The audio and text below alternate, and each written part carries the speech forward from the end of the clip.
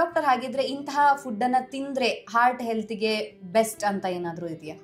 ನಮ್ಮ ಫುಡ್ ಐಟಮ್ಗಳಲ್ಲಿ ನಾವು ಎಷ್ಟು ಸಾಧ್ಯನೋ ಅಷ್ಟು ವೆಜಿಟೇಬಲ್ಸನ್ನು ಯೂಸ್ ಮಾಡಬೇಕು, ಫ್ರೂಟ್ಸ್ಗಳನ್ನು ಯೂಸ್ ಮಾಡಬೇಕು, ಸಾಧ್ಯದಷ್ಟು ಕಾರ್ಬೋಹೈಡ್ರೇಟ್ ಡಯಟನ್ನು ಅವಾಯ್ಡ್ ಮಾಡಬೇಕು, ಆಯಿಲಿ ಡಯಟ್ಸ್ಗಳನ್ನು ಜಂಕ್ ಫುಡ್ಗಳನ್ನ ಅವಾಯ್ಡ್ ಮಾಡಬೇಕು, ಸ್ಮೋಕಿಂಗನ್ನು ನಿಲ್ಲಿಸಬೇಕು ಯಾರು ಸ್ಮೋಕರ್ಸ್ ಇರ್ತಾರೆ ಅವರು.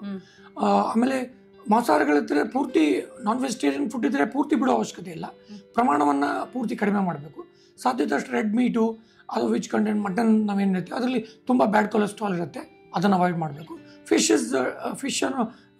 ಅಂಶ definitely it is good for the heart. ಅದನ್ನು ಕೂಡ ಮಾಂಸಾಹಾರಗಳದ್ದು ಅವ್ರಿಗೆ ಫಿಶ್ ಇಷ್ಟ ಇದ್ದರೆ ಅದನ್ನು ಕನ್ಸ್ಯೂಮ್ ಮಾಡೋದ್ರಲ್ಲಿ ಏನು ತಪ್ಪಿಲ್ಲ.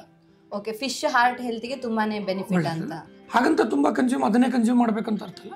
ಬಟ್ ಈ ಮಾಂಸಾಹಾರ ಪದಾರ್ಥಗಳನ್ನು ಮಾಡಿದ್ರೆ egg white and fish are definitely good for the heart. So ಅವುಗಳಲ್ಲಿರ್ತಕ್ಕಂಥ ಆಯಿಲ್ ಕಂಟೆಂಟ್ಸ್ಗಳು they are beneficial to the heart ಅಂತ ಮೊದಲಿಂದನೂ ತಿಳಿದಿರುವಂಥ ವಿಷಯ. ಓಕೆ, ಎಗ್ ವೈಟ್ ಬೆಸ್ಟ್ ಇದೆಯಾ? ಅಂದ್ರೆ ಸಾಧ್ಯದಷ್ಟು ಯೆಲ್ಲೋ ಪೋರ್ಷನ್ ಏನಿರುತ್ತಲ್ಲ that contains lot of cholesterol, ಅದನ್ನ ಅವಾಯ್ಡ್ ಮಾಡೋದು ಬೆಟರ್.